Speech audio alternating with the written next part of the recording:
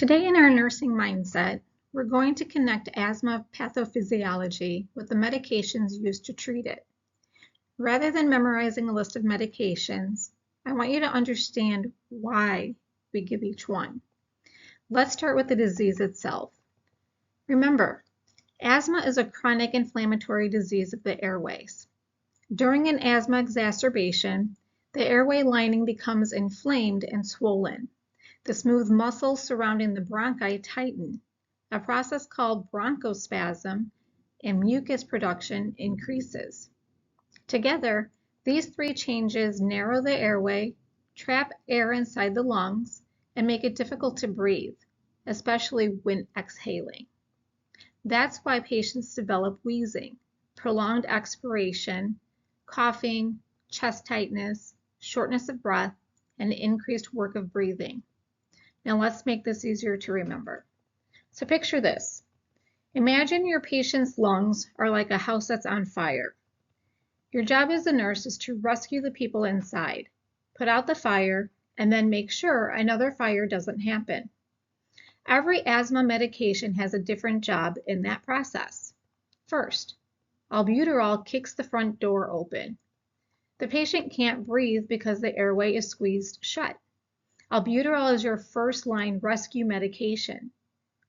It rapidly relaxes bronchial smooth muscle, causing bronchodilation and opening the airway within minutes. Think of albuterol as kicking the front door open so air can move in and out again. There are a few important nursing pearls to remember. If more than one puff is prescribed, wait about a minute between inhalations. Also, remember that albuterol should be administered before other inhaled medications. Opening the airway first allows medications like inhaled corticosteroids to travel deeper into the lungs where they're needed. Now, with this albuterol, patients may experience things like tachycardia, tremors, or feelings of restlessness after taking. Those effects are expected. Also remember that albuterol can temporarily increase blood glucose, so use it cautiously in patients with diabetes. Next, ipratropium props the door open. Sometimes opening the door isn't enough. Ipratropium is an anticholinergic medication that provides additional bronchodilation and is often combined with albuterol during moderate to severe asthma exacerbations. Think of it as propping the front door open with an axe so it doesn't swing shut again while you're trying to rescue the patient. One common side effect is dry mouth, so encourage adequate hydration when appropriate. Now, prednisone puts out the fire. Here's a point that students often confuse. Prednisone is not your rescue medication. Yes, it's used during an acute asthma exacerbation, but it doesn't work immediately. Prednisone is a systemic corticosteroid that reduces the airway inflammation causing the asthma attack. Think of prednisone as throwing a large fire extinguisher into the burning house. It takes time to put out the fire. A simple way to remember this is albuterol helps the patient breathe now.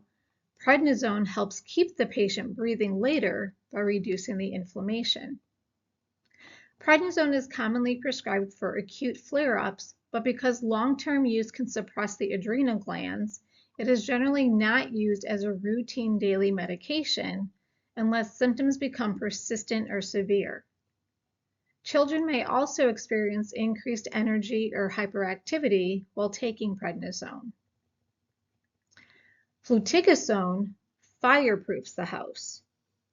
So once the fire is out, we don't want another one to start. Fluticasone is an inhaled corticosteroid used for long-term asthma control. In fact, it is considered the first-line maintenance therapy for asthma. Think of it as applying a fireproof coating to the entire house. This medication helps prevent inflammation before it becomes severe. Unlike rescue medications, it should be taken every day as prescribed, even when the patient feels well. One of the most important nursing considerations is to rinse the mouth after every dose to reduce the risk of oral candida, or what we call thrush. Also remember to administer inhaled corticosteroids after the bronchodilator. Once albuterol opens the airway, more of the corticosteroid can reach the lungs. Using a spacer also improves medication delivery and reduces medication remaining in the mouth. Cromolyn stops the fire before it starts. Sometimes the best fire is the one that never begins. Cromolyn is a mast cell stabilizer. Remember that mast cells release histamine, one of the inflammatory mediators responsible for allergic inflammation. Cromolyn prevents mast cells from releasing histamine, making it useful for allergy-induced and exercise-induced asthma. Think of cromolyn as stopping the troublemakers before they ever start a fire.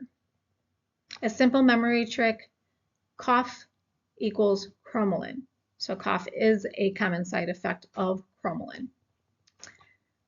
Montelukast stops more fire crews from arriving. Inflammation doesn't stop by itself. Leukotrienes are inflammatory chemicals that continue recruiting inflammation into the airway. Montelukast blocks leukotriene receptors, reducing inflammation and helping prevent future asthma attacks. Think of Montelukast as stopping more fire crews from being called to the burning house. Remember that Montelukast is an oral medication taken every day, even when symptoms improve. It can reduce the need for rescue medications over time. Patients should also be monitored for changes in mood or behavior, and liver function may be monitored because mild elevations in liver enzymes can occur with Montelukast. So let's put this all together. When you see a patient with asthma, don't start by asking, what drug class is this? Instead, ask, what problem am I trying to solve? If the patient can't breathe, open the airway. So we're going to use albuterol, ipratropium. If inflammation is driving the asthma attack, we need to reduce the inflammation. So here, right, think prednisone. If your goal is to prevent future attacks, right, we want to control the inflammation over time, that's where we might see things like fluticasone or cromolyn or Montelukast being administered. Finally, remember that medications only work if patients use them correctly. Proper inhaler technique, using a spacer when appropriate, taking controller medications consistently, even when symptoms improve, and following an asthma action plan are all essential parts of successful asthma management. So the next time you see an asthma question on an exam or care for a patient in simulation, picture the burning house. First, open the door. Then, put out the fire. Finally, prevent the next fire. That's how experienced nurses think, and that's your nursing mindset.